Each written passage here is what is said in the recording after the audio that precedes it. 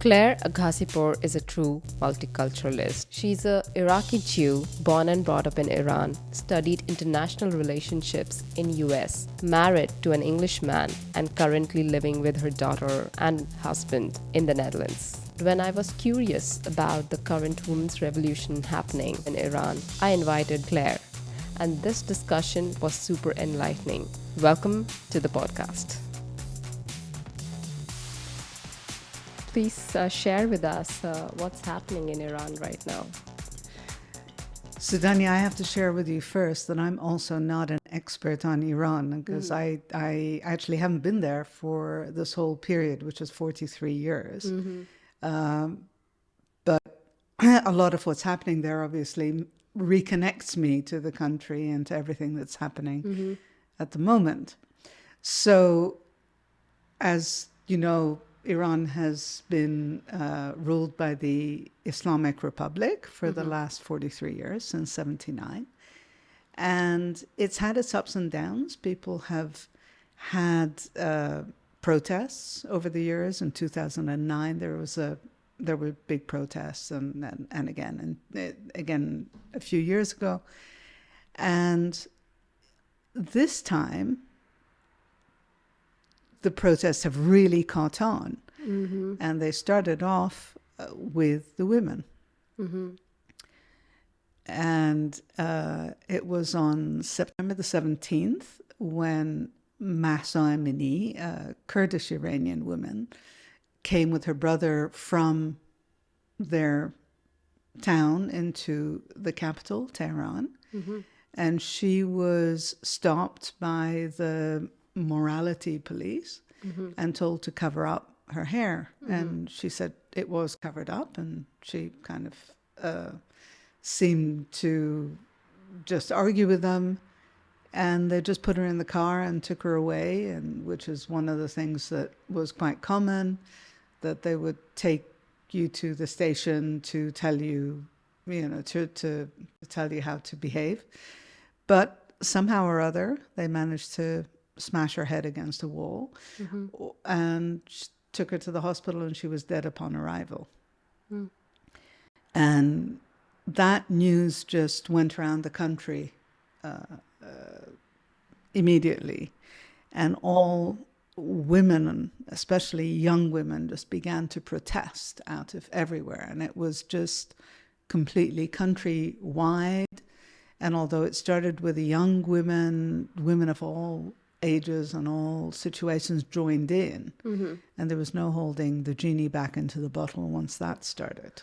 And what is the main ask from this revolution? I want to really get into a bit of details also, that what is morality police, what's the also need of hijab, why is like showing hair kind of a crime? I just want to know. Right. And hence, with all these, taking all these things into mind, what's the main ask of the revolution? Is it something against Islamic religion? Is it something about women? Is it something about choice? Yeah. Good question. So, how this started was a women's protest movement, but it's turned into a revolution. And so just to answer the revolution part of your question, and then I'll go back onto the women. The revolution is basically not only a women's issue anymore. Iran is, as most countries in the region, a dictatorship with a sort of democracy. In other words, they do have elections, but they are not really free elections. So it's a dictatorship, and it's, again, as a lot in the region, there's a lot of corruption. Okay. So not specifically new to this government, but there has been corruption, there's been pretty much with this government, there's been a lot of mismanagement economically, and the country has kind of seen itself going backwards in the years that they've been in power. So before we go back onto the women, the reason why after the women's protests, why the men have joined is because there's a lot of discontent, both from a economic point of view and from an injustice point of view generally in the society. So take you back to the women, which is a very special situation that I don't know that a revolution anywhere in the world has actually ever started because of women and through women's power. And I think that's what also grabbed the imagination of the world. What were women asking is your question. What is the main ask? So if you look back at the history of women in Iran, we will see that in a century ago, almost exactly 100 years ago, if you look at it, women were dressed in Islamic gear. They were covered, they were veiled, and it was very much part of the culture. In 1925, we had Reza Pahlavi, who came in. He declared himself a king. He was part of he came in from the military and had a coup and declared himself a king.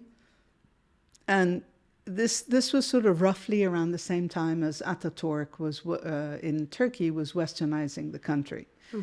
And pretty much looking at that, Reza Pahlavi decided that he is also going to bring his country into the 20th century and modernize it. And one major part of his modernization was that he wanted to bring women into the social sphere by education and by taking them out of the veil. Okay. So he was the first person back in 1928. So this is pretty, for that region, quite early on, where he decreed that women were no longer, in 1928 he started talking about taking the veil off. No hijab. No hijab, exactly. And in 1935, he banned the hijab. He banned it. Okay. And he enforced it. He got the police to actually pull the hijab off women in public. And you can imagine what a huge shock, discomfort for most of the women. There was, of course, an elite that was either had been abroad, had studied abroad, who was kind of more educated, whatever, who were looking for that and embraced it.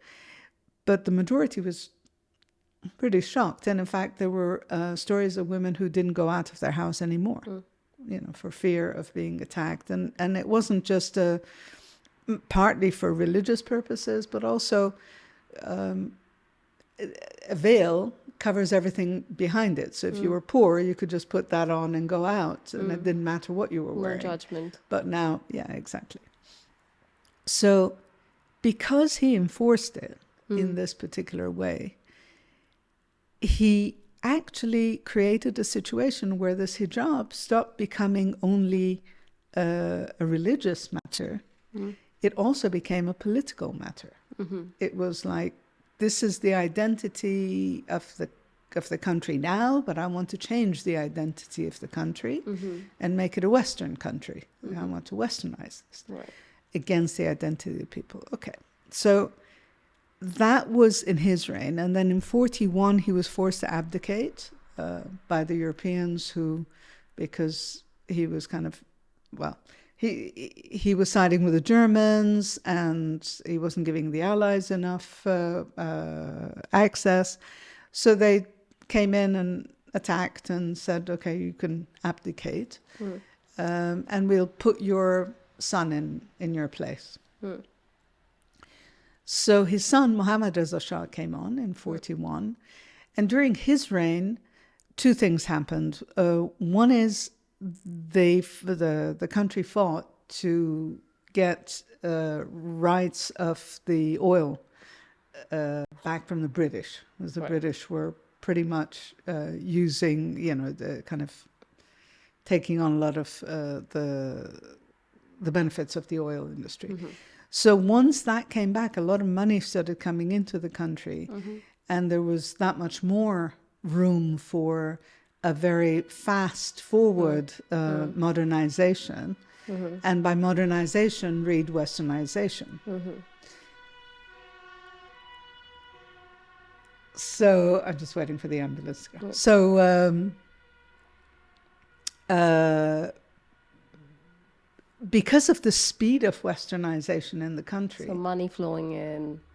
there was money flowing in, and there was a lot of people were studying abroad. There was a lot more women studying. Women were no longer forced to wear the hijab. They were given freedom to do what they wanted, dress as they wanted. But more and more, particularly in the cities, the whole concept of hijab and, the fewer and fewer women were wearing it.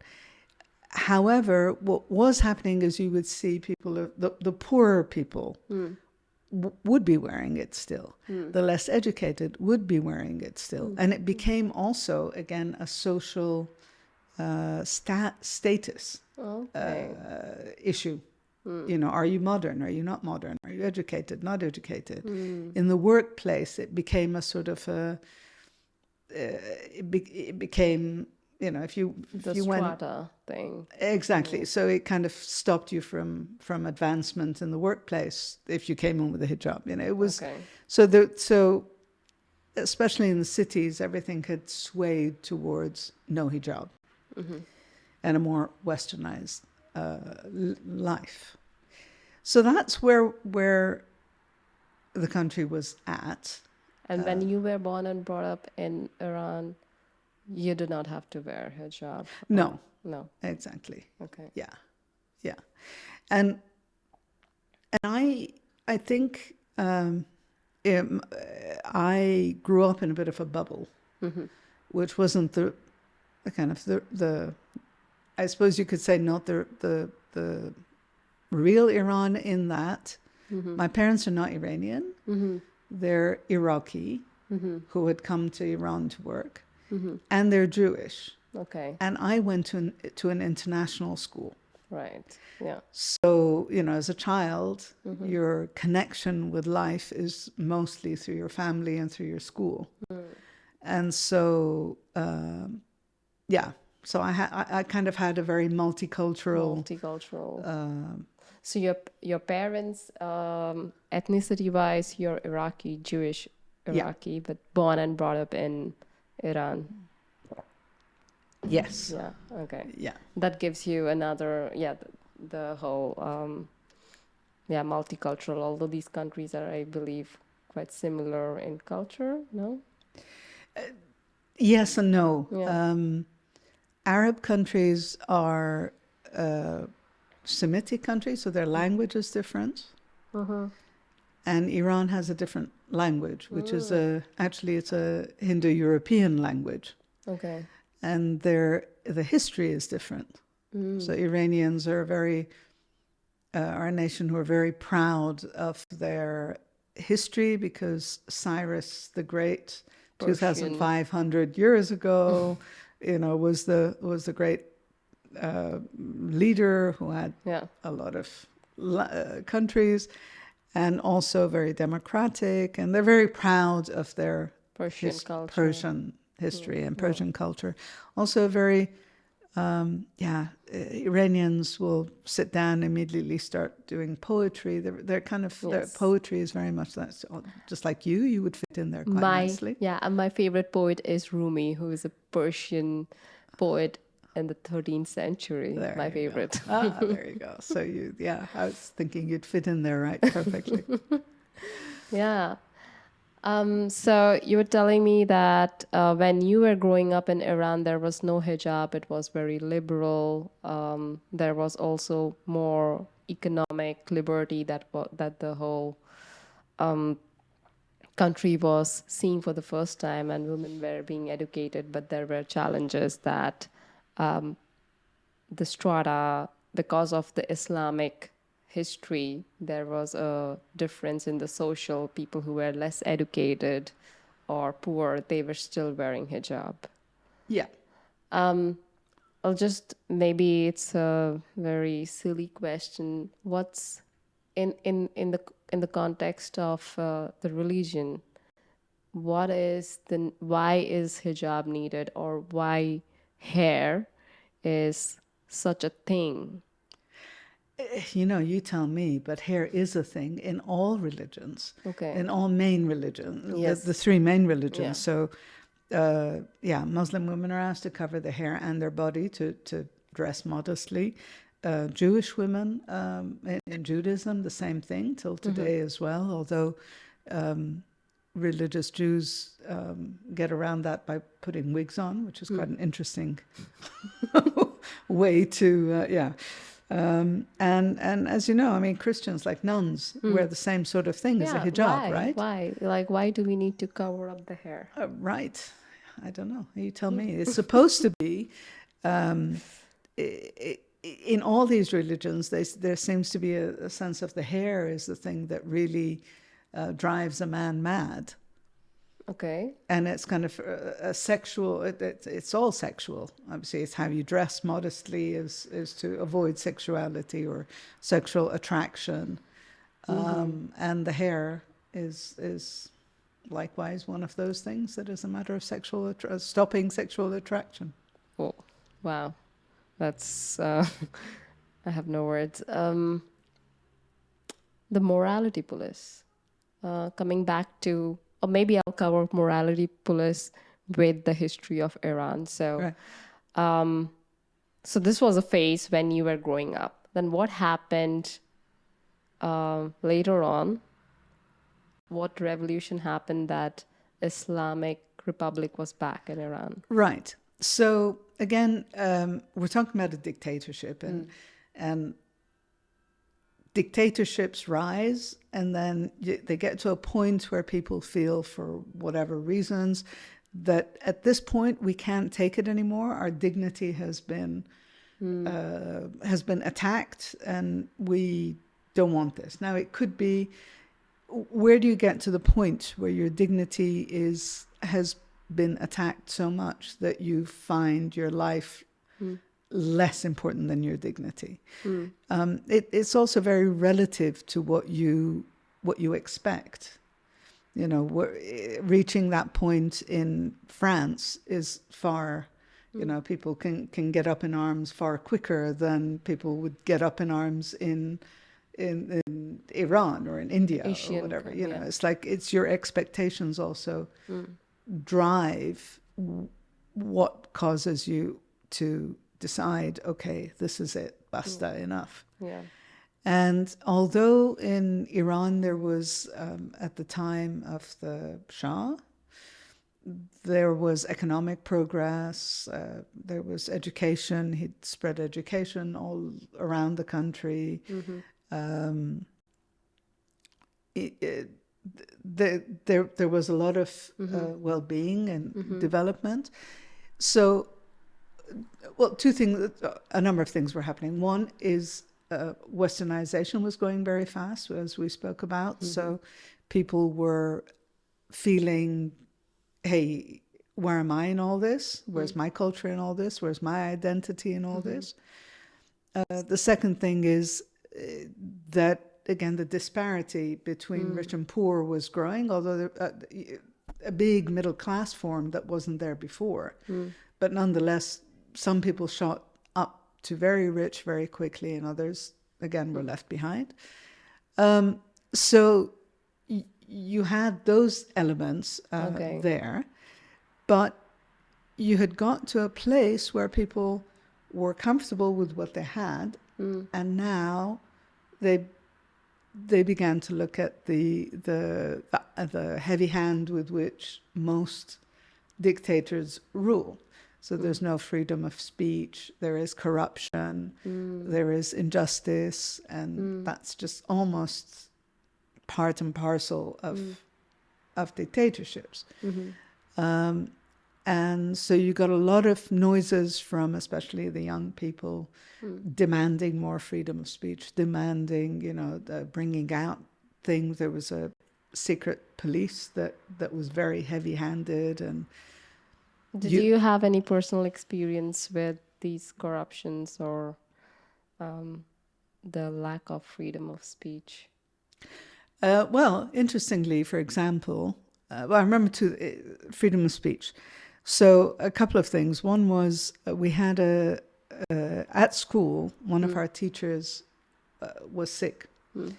So they brought in a temporary teacher, a man. And he was talking about questioning. He said, you must question what they're telling you. You must question this history. Question whether, they're telling you that things are right. Look for yourself.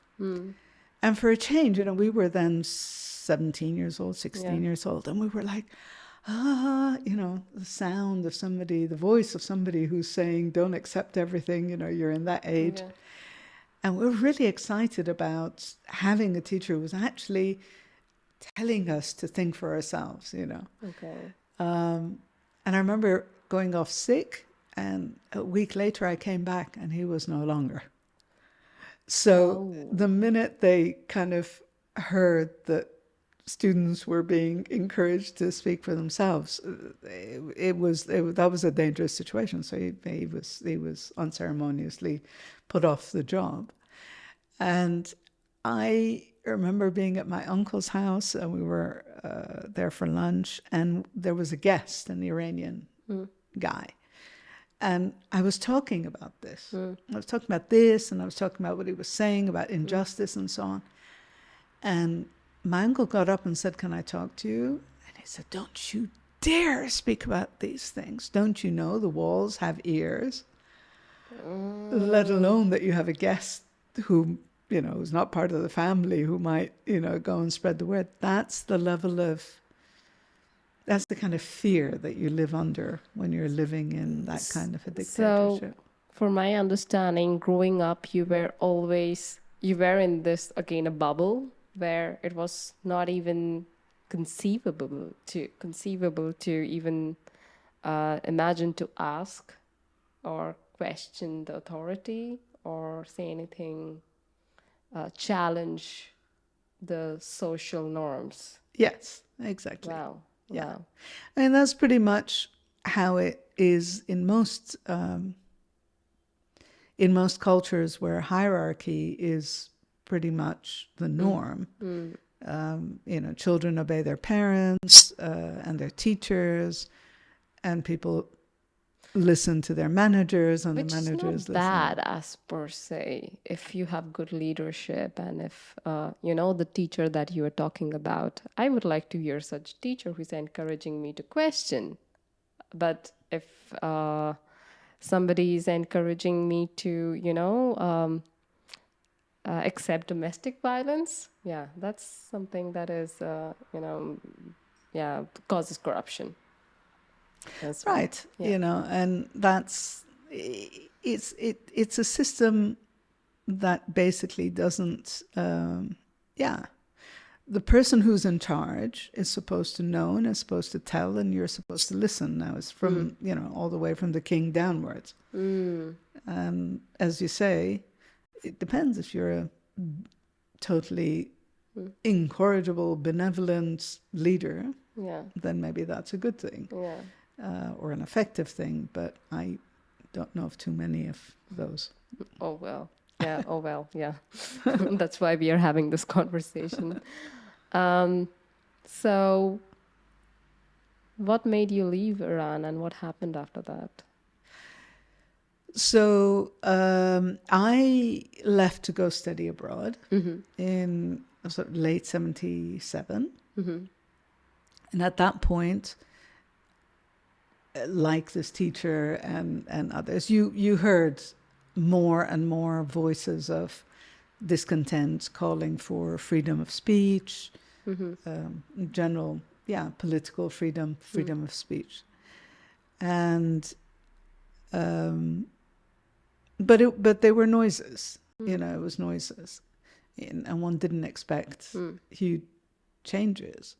And I went abroad in 1978. I remember my brother coming to visit me, and he brought us this pamphlet, which was being placed on all cars, car windshields, which was really a call to instigate protest. And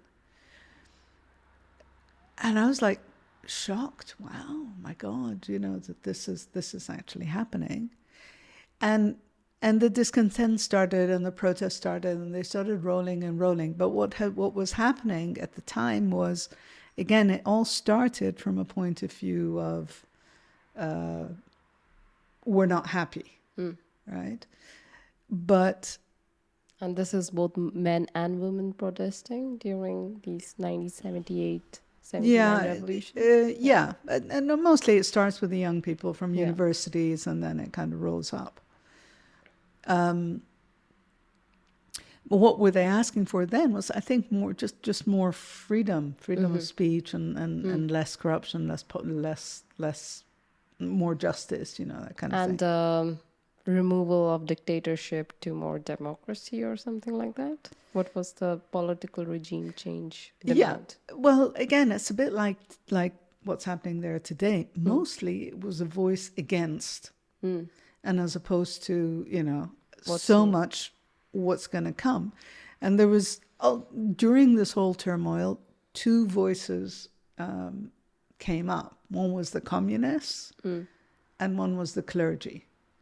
Now, during the Shah's regime, the clergy was pretty much put down.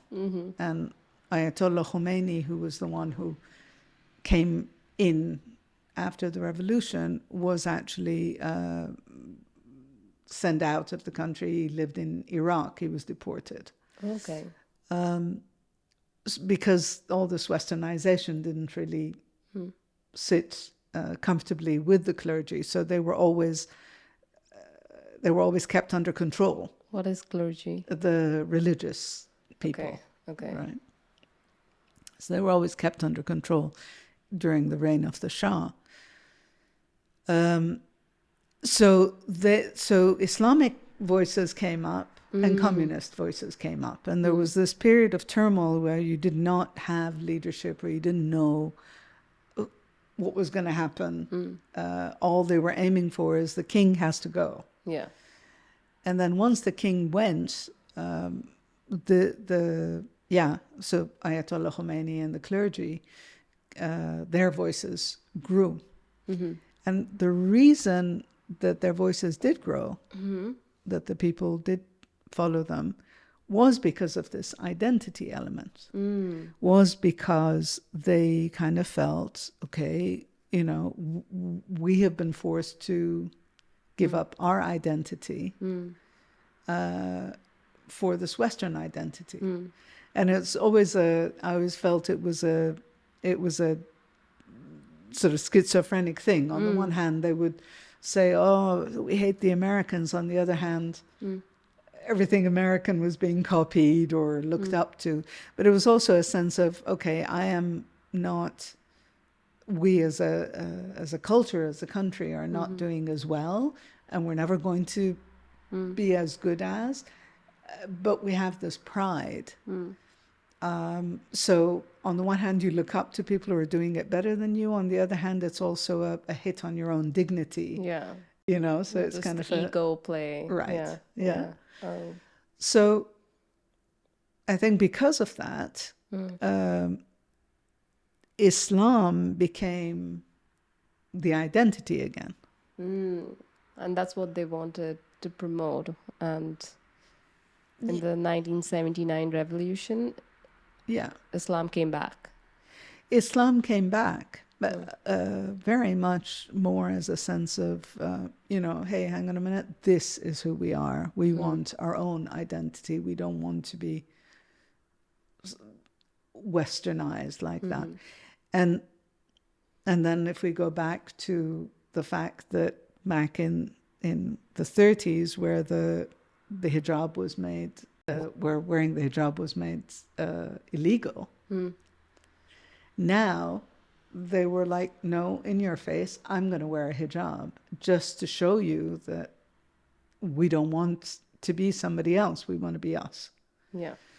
And so even women who weren't wearing the hijab before turned out in huge numbers with Hijab. with the hijab, with this big black chador, it's called. It's, this black cloth Chador. that's worn over your headdress. Mm-hmm.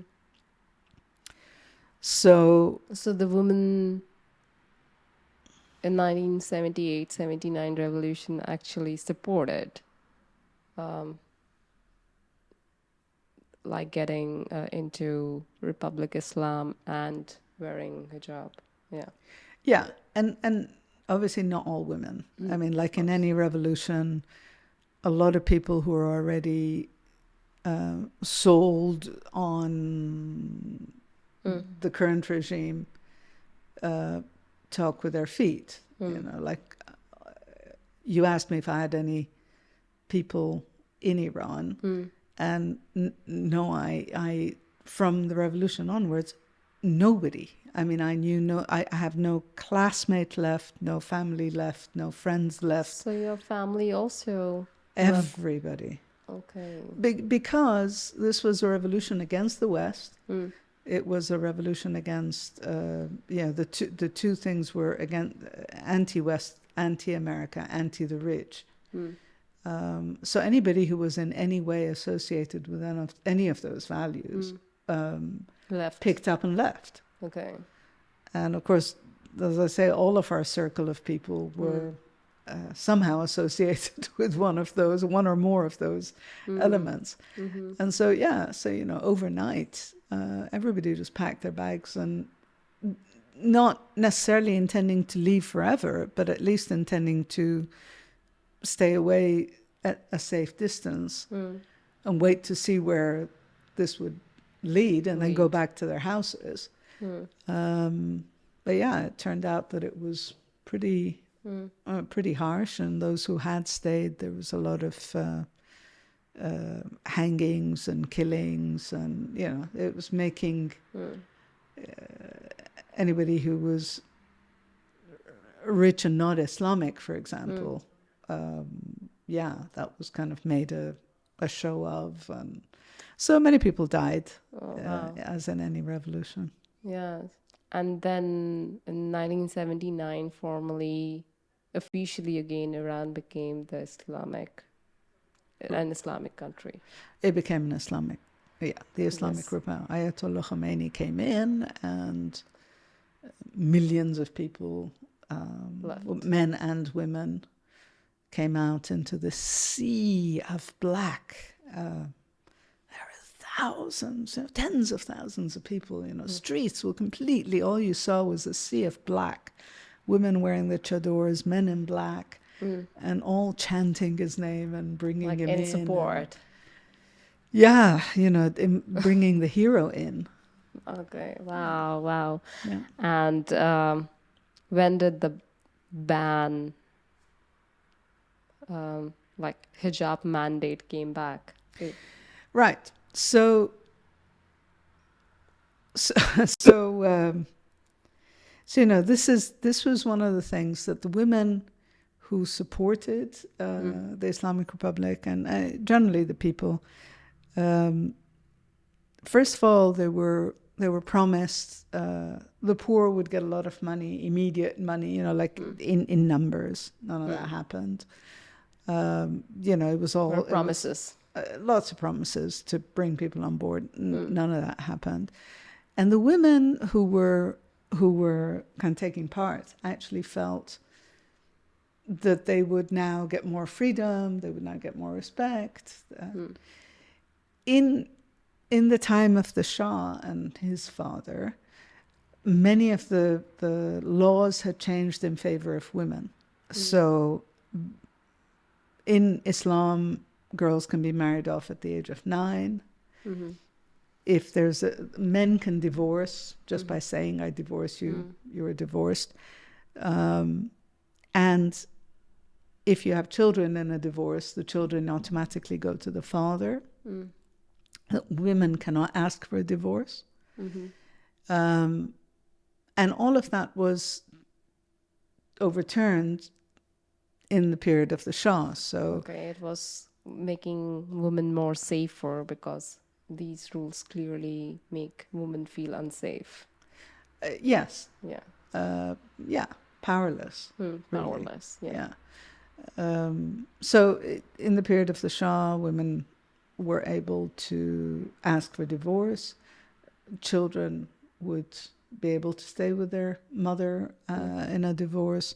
Women no longer needed their husband's permission to go to work. And the age of marriage was raised to 18. So all of those, that was kind of like family laws were placed. Right. And all of those were immediately overturned. Wow. So again, we went back to marriage at age of 9, which was then eventually, after a few years, raised to 13. Hijab became compulsory. Women didn't lose their political rights, and they were still able to study, but they were demoted from certain jobs. They weren't allowed to do certain jobs. So, for example, women were no longer able to be judges. And female judges were unceremoniously demoted to scribes, Wow. in courts and that kind of thing. And this started happening in 1980s. 1979. So it became effective. Almost immediately. Okay. Almost immediately. Okay. And it was supported since then. Because anyways, there was a need of this revolution. This was still welcomed because Iran was still finding its identity. No, it wasn't. It wasn't. There was lots of protests by women at the beginning. Since then, okay. But that was put down quite violently, and women gradually learned to live with their new reality. Yeah, it took 40 years, more than 40 years. Yeah. And in that while, let's go to what's happening. In that while, there are these concepts. So at least my generation who were born and brought up were born during this phase. And I heard, at least in the internet, I saw the TikTok generation revolted a lot. And I have seen this videos where there is a concept called as the morality police. And they would these are these huge vans, and they would apparently, if somebody did not wear hijab or if hair was visible, they would go and say that, hey, you're not wearing it properly. And they can pick you in the van and take you to the headquarters of the morality police. What is morality police? So one of the things the Islamic Revolution leaders took away from what had happened to the Shah was that the Shah had depended very strongly on its army. And when he lost the support of the army, he lost his throne. So they decided, you know what, we'll have the army, but we're also going to have another group of people who are going to be our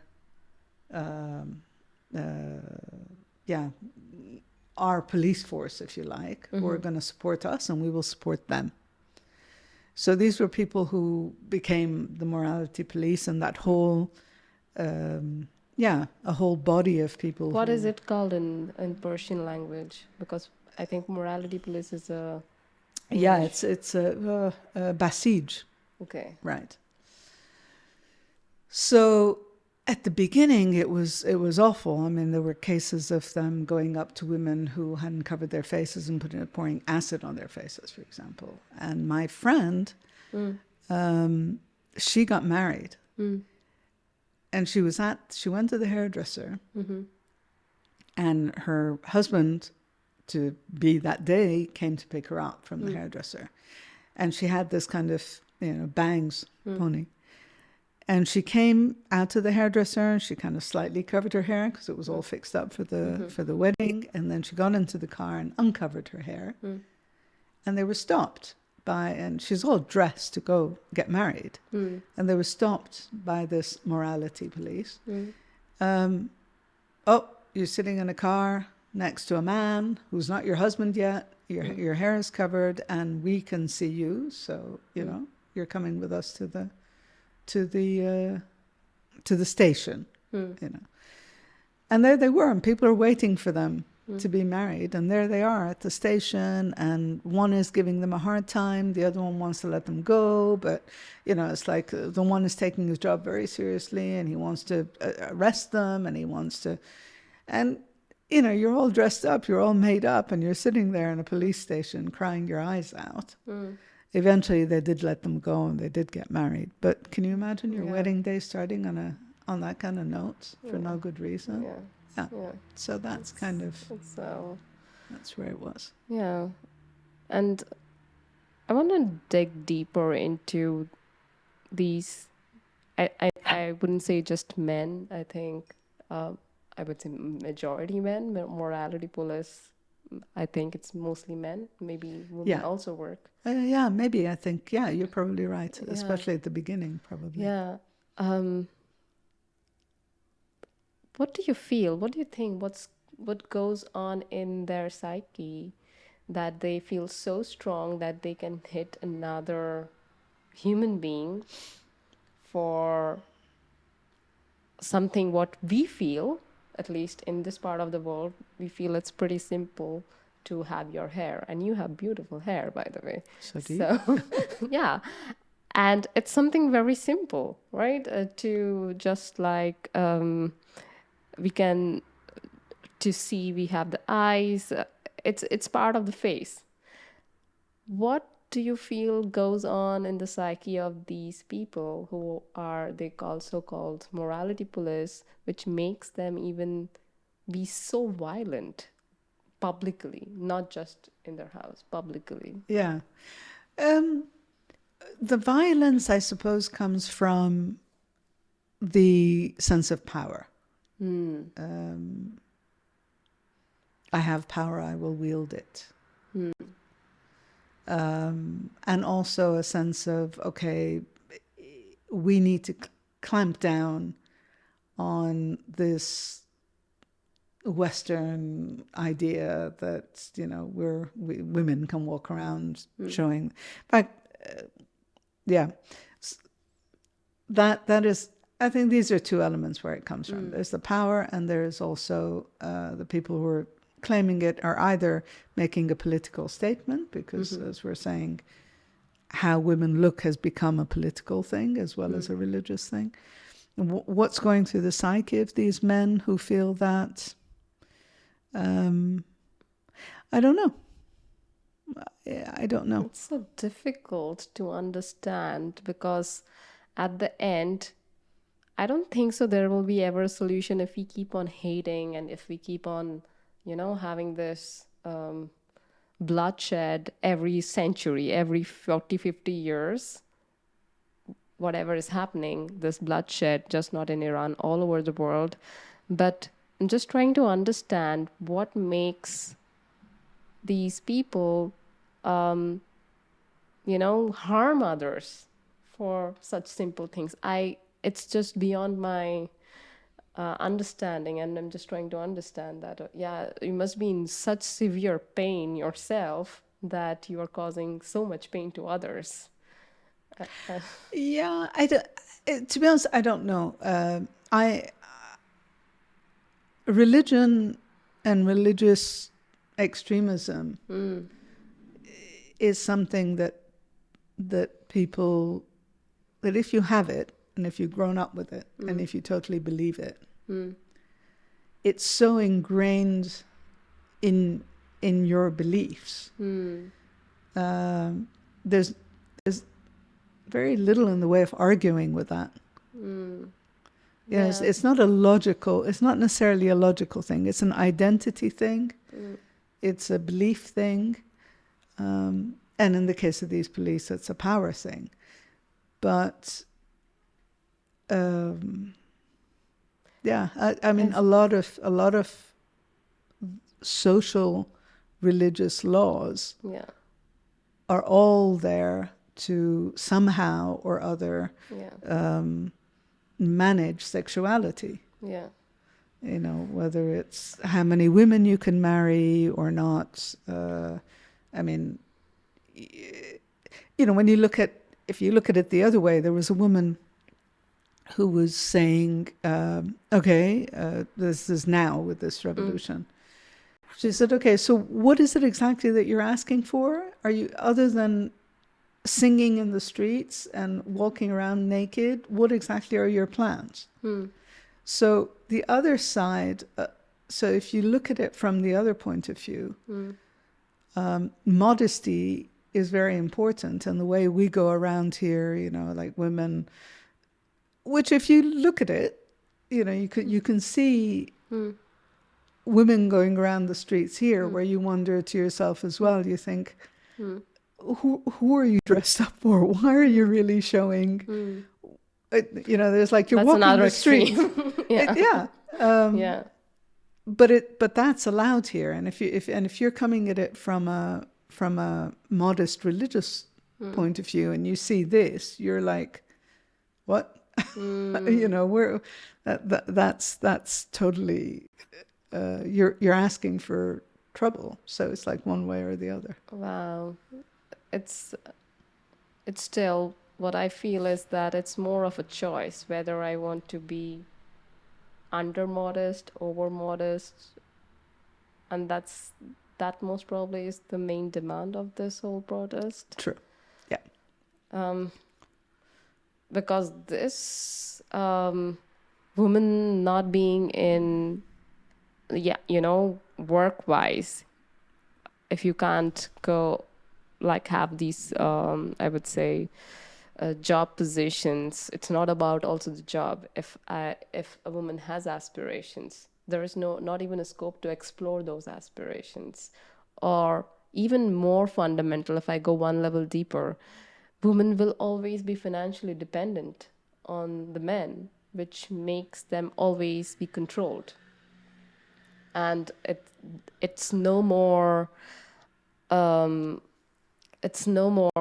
you know, a moral thing. It's a very direct way of controlling. And the reason, I was reminded again, the reason why I love Rumi, why I love the Persian poet Rumi, is he always talks about, he's all about Sufism, which I'm super inspired by, and it is part of the Islamic mysticism. I'm super inspired by Sufism. And what he repeatedly says is that it's all about self-inquiry and finding, you know, yourself and knowing about yourself. And there is no control outside. So if I see the essence, the beauty of what he writes, it's so much of transcendental self-discovery related. And coming from that place, I see another totally opposite perspective of the modern times, that, hey, I want to control. I want numbers. I want to literally fuck around women, but the woman should not do anything. Yeah.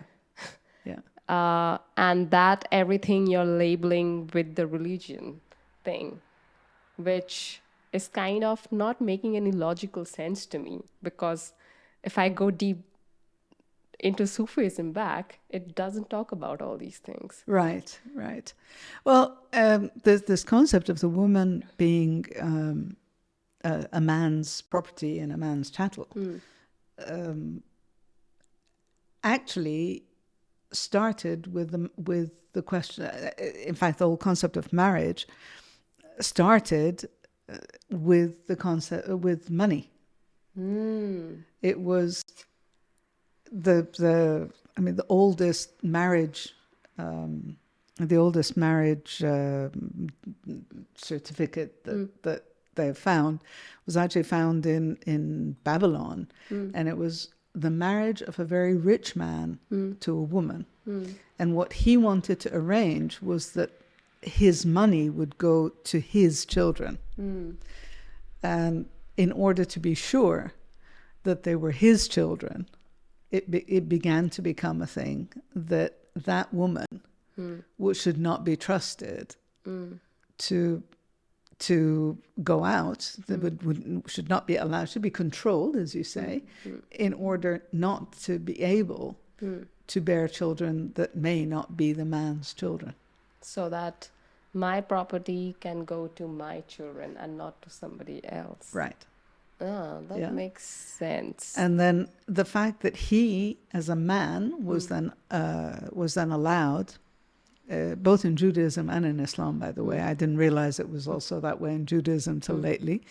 Allowed multiple wives. The only stipulation is that you should be able to provide for all of them equally. So you as a man have the money, and your money provides for women and children from those women, and they become all your responsibility, and they become all your property, and nobody should come in from the outside. So I think so. It was more of a money-driven thing that then power, conquering, money. The root of corruption, and labeling it with, these terms like God and religion, and it's so unfair. And I think so much needed, this revolution, and it can be a role model to the rest of the world. Now, that's an interesting point, because when the Islamic Revolution came, they also exported it. I mean, they made very conscious effort to export fundamentalist Islam to the regions around, to Hezbollah, to ISIS, in Afghanistan. So they made it a priority, and they put their money where their priorities were, to export and expand the realm of this sort of fundamentalist Islam. And in some ways, the countries in the region are, the leaders of the countries in the region, in some ways are kind of thinking, if they go, there won't be so much meddling. On the other hand, those whose social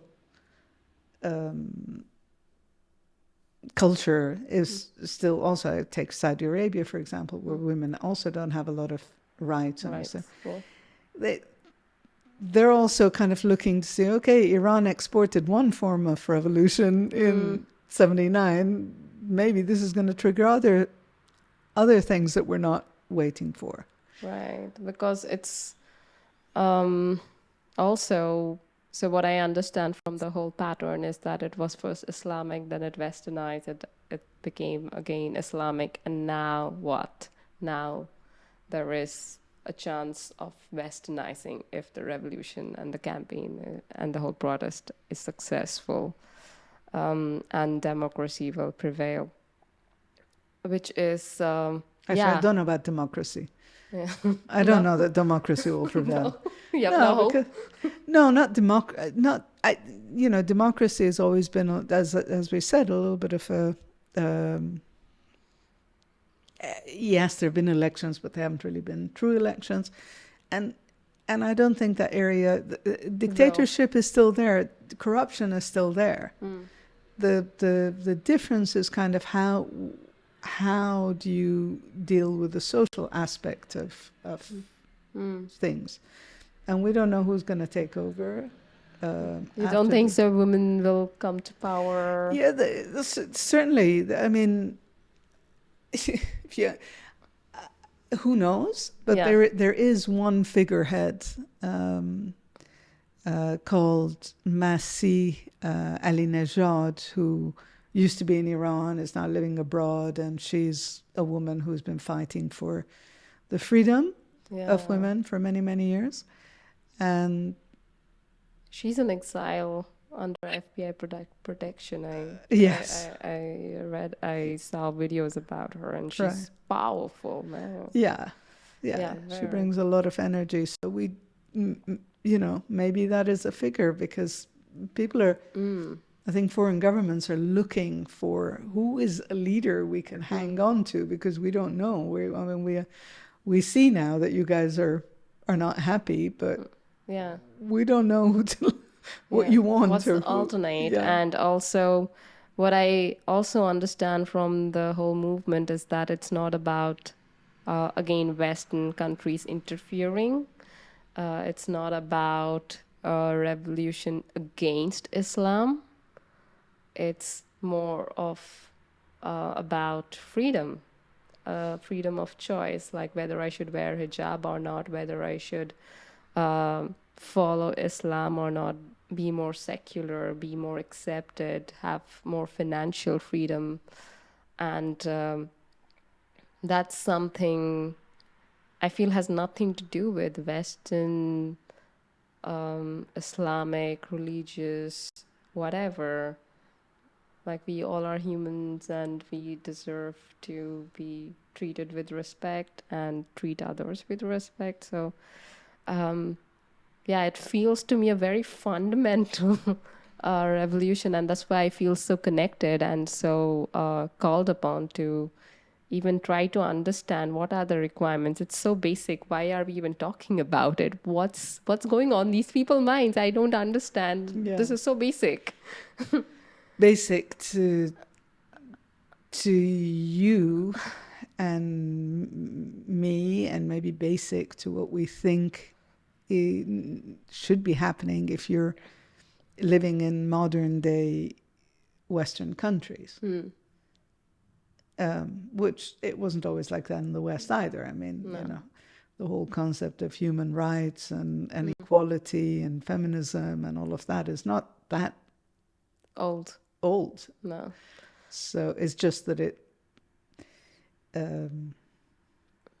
some of it goes to, I mean, now with internet and everybody everywhere is connected, which is also why, the flaws are being amplified. Yeah, and or again, at least seen. Yeah. Right. And this is where we came in. Where does the where do you go to? How far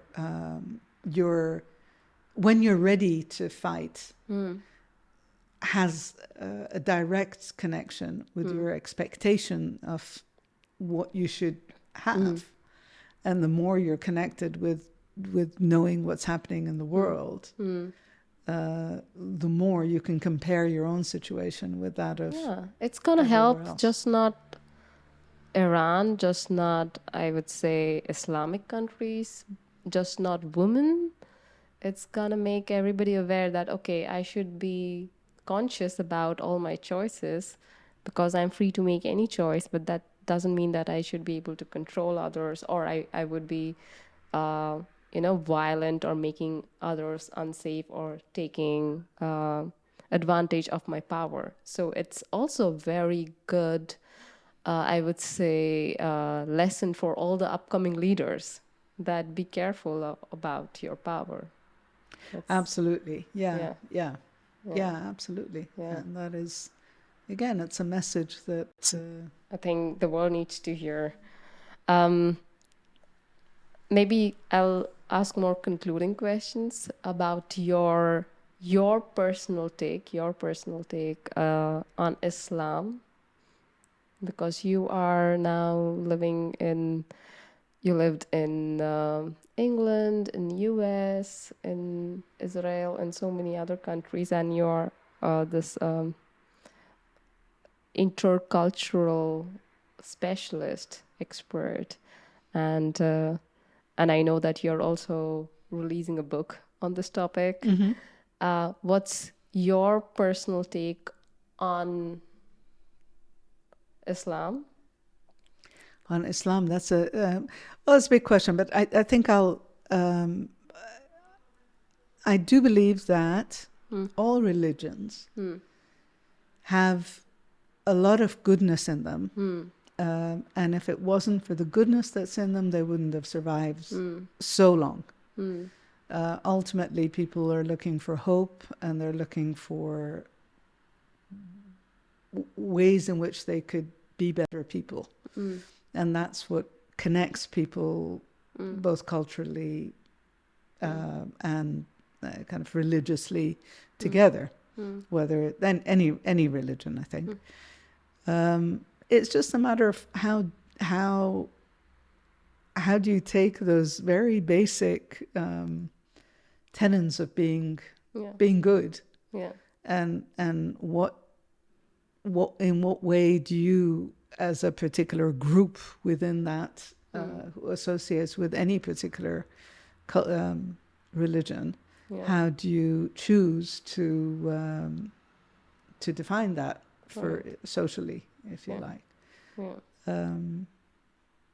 I mean, I think the difference between Islam and the other larger religions is that Islam, I believe, and I'm not an Islam expert, but I believe that Islam is both a social and a political religion. So these two kind of go in hand in hand. So secularism doesn't really sit comfortably. Okay. Yeah, but I also agree that at the end it's all about asking that fundamental question and to seek your own truth. And that's what there might be some guiding principles, which I do believe every religion, including Islam, has a very, beautiful way to guide. And hence, it's not about hating this or hating that. It's about, are we taking advantage of these rules unnecessarily for my personal gain? Yeah. That's I think a very fundamental. And also, the last question is, now we are moving into a more multicultural society where, we have, different cultures in one particular area who are more supporting and understanding. It's very healthy and sustainable also to have this diversity, and which might be slowly our strong identity with a particular religion or region or language is loosening up. How do you think will be the future for such a multicultural society where, these revolutions for women, religion, power, sustainability, so many topics are coming in. What do you foresee as an expert on multicultural topic for this? Again, it's a very big question, and sort of history shows that that the pendulum swings on whether you become a melting pot or whether you become different identity, different cultural groups within a certain country. You look at America, for example. It started out as being, we're all a melting pot. But then in the 60s, that model was moved on to diversity and inclusion, and it became more about celebrating the diversity of different groups within it, and also then saying, okay, this is not all about the white middle class man, other races, other ethnic groups also have a right to be who they are, and they have a right to participate in society. What we saw, for example, with Black Lives Matter just 2 years ago, is that this there was a very strong movement that really that took off all over the world about looking at, in this case particularly, the black communities, and stopping and saying, hey, we need to be really careful. We need to look back at what we did as colonialists. There was the white privilege, the guilt, but to make sure that we're beyond that now, that different groups of people are respected, allowed to live a dignified life, and can be integrated into societies. That's very much more America, because it was set up as this melting pot in theory, and Indians and blacks had a different experience in it. But Europe grew in a different way. Europeans didn't really expect themselves to become multicultural countries. They were just taking people in, and still to this day expecting them to integrate, right, into whatever Dutch society, Italian society, and French society, English society. But there came a point where I think the indigenous population woke up and thought, hang on a minute, that's not the way it is anymore. We now have so many people from other backgrounds. Who am I in all this?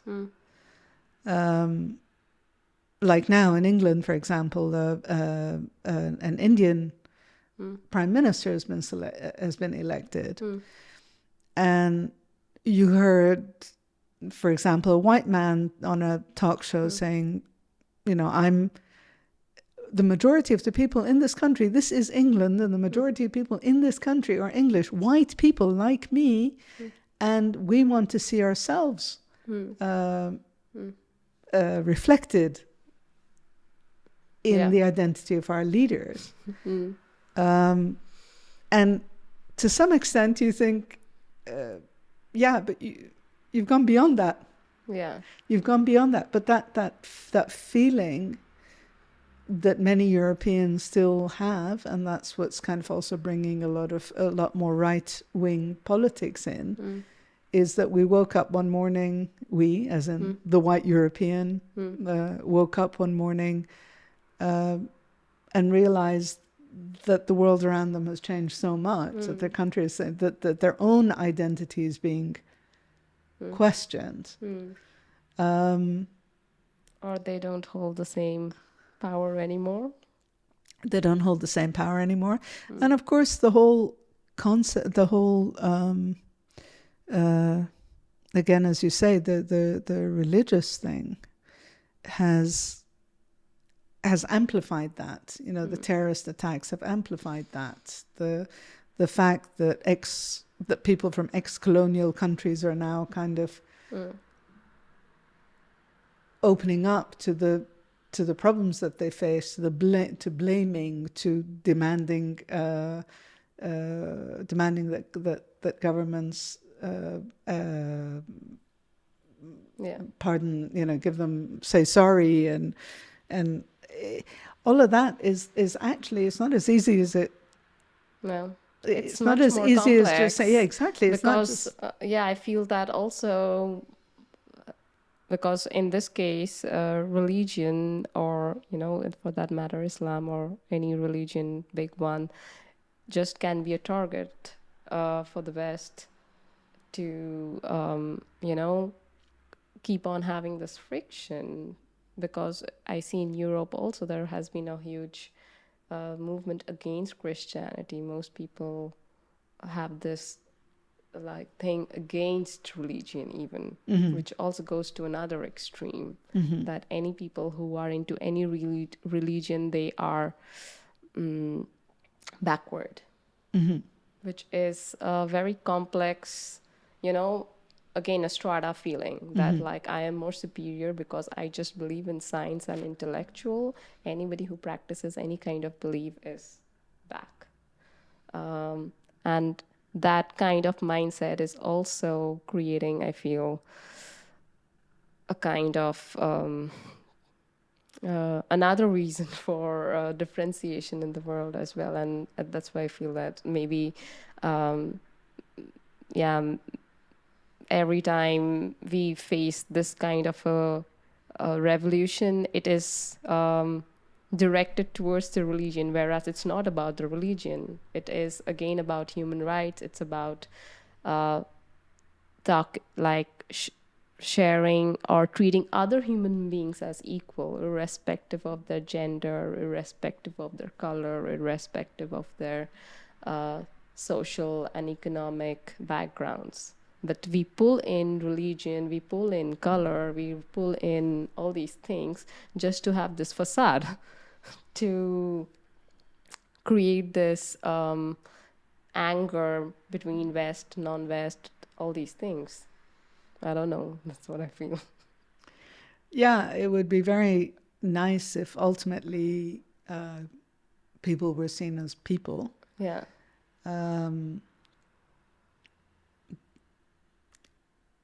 But whether that is, and obviously, the more the more you know people of different backgrounds, the more you know people of different cultures, the more you know, the more once we talk to each other as different people of different cultures, different religions, different, you can relate to people as people. Yeah. However, human beings are programmed to seek safety in numbers, in tribal numbers. And somehow or other, you're going to find your own tribe. Now, your tribe is going, whether it's religious or intellectual or country or, human beings are tribal. I mean, animals are tribal. And somehow or other, we're going to find our own tribes. And the hope is that the more people mingle, that yes, you will have a bias. Is a very natural thing. It's what keeps people safe. Oh, that's a lion, I've got to run away.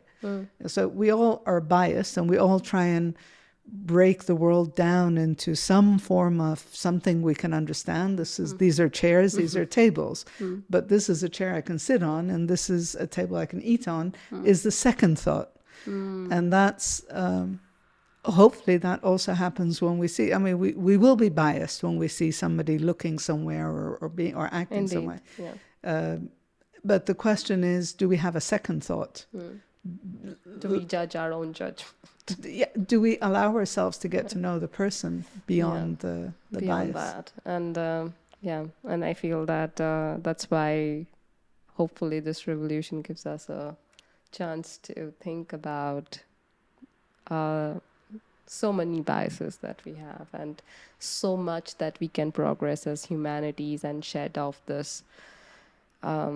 Yes, we are tribal, but also we are part of a much bigger tribe, right? The human tribe, the earth tribe, the universe tribe, and to enjoy that diversity. And every human being has the choice to be who they are. And hence, I wish all Iranians and everybody around the world totally support the Woman, Life and Freedom campaign. Thank you very much. So do I. Yeah, thank you so much, Claire. I had super fun learning about the revolutions. We spoke about 2 revolutions and so much in between. And to hear it directly from you, you have so much of knowledge about so many cultures, and especially growing up there. I feel comforted. Well, thank you very much for the opportunity to share. Yeah. And I hope that, I also hope that all of this revolution and bloodshed and so on brings to something, to a new, inspired, better government and a better life for the people with more human dignity.